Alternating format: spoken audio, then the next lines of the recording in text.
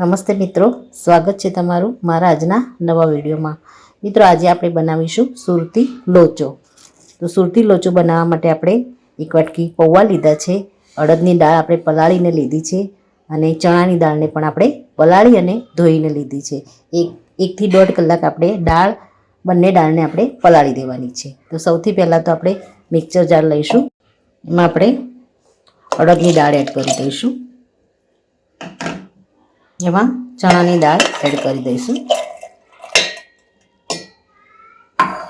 પૌવા add કરી દઈશું। પૌવાને પણ આપણે ધોઈ અને પલાળીને લીધા છે। એક વાટકી જેટલા આપણે પૌવા લીધા છે એમાં આપણે થોડી હળદર એડ કરીશું, થોડું આપણે મીઠું એડ કરીશું અને આને આપણે બંધ કરી અને સ્મૂથ એવું કરકરું બેટર બનાવી દઈશું। મિત્રો બેટર આપણું આ રીતે કરકરું આપણે પીસીને રેડી કર્યું છે, એમાં આપણે ખાટું દહીં 2 ચમચા જેટલું એડ કરી દઈશું અને આપણે સારી રીતે ચલાવી મિત્રો ત્યારબાદ થોડી આપણે એમાં ખાંડ એડ કરી દઈશું અને આને સારી રીતે ચલાવી અને ઢાંકી અને થોડો આથો આવે ત્યાં સુધી આપણે મૂકી દઈશું। મિત્રો ત્યારબાદ થોડા આપણે મરચાં લઈશું અને આદુનો મીડિયમ સાઈઝનો ટુકડો લઈશું, કોથમીર આપણે ડંઠલ સાથે જ લઈશું, ચટણી આપણે તૈયાર કરીશું આની।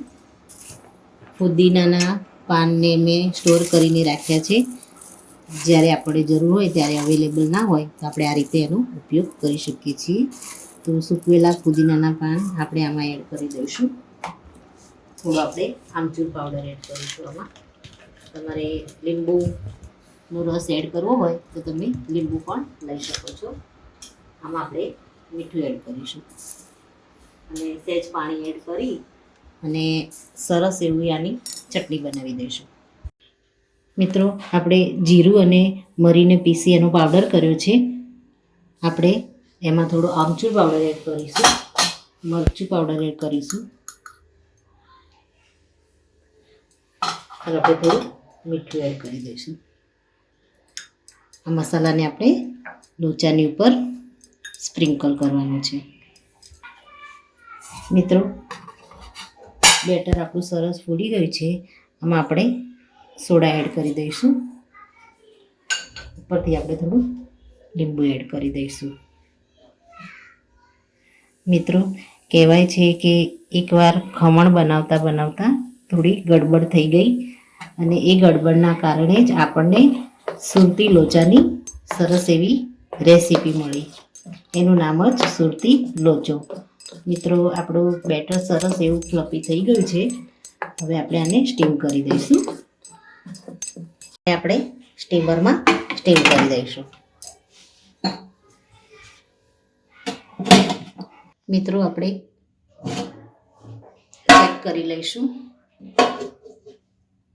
સરસ એવું રેડી થઈ ગયું છે અને આપણે બહાર લઈ લઈશું।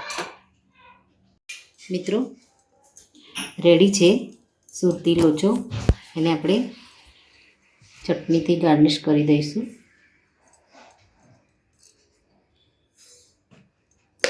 ત્યારબાદ આંબલીની ચટણી આપણે પછી એડ કરી દઈશું,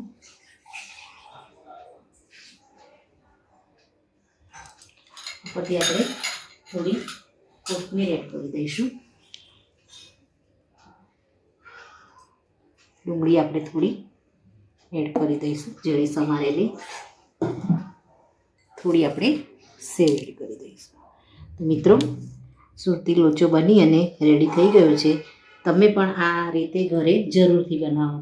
તો આ સાથે મારો વિડીયો પૂરો થાય છે। જો મારો આ વિડીયો તમને ગમ્યો હોય તો લાઇક, શેર અને સબસ્ક્રાઈબ કરવાનું ભૂલશો નહીં અને કમેન્ટમાં જરૂરથી લખો કે મારી આ રેસીપી તમને કેવી લાગી। ફરી મળીએ એક નવા જ વિડીયો સાથે, ત્યાં સુધી આવજો, થેન્ક યુ।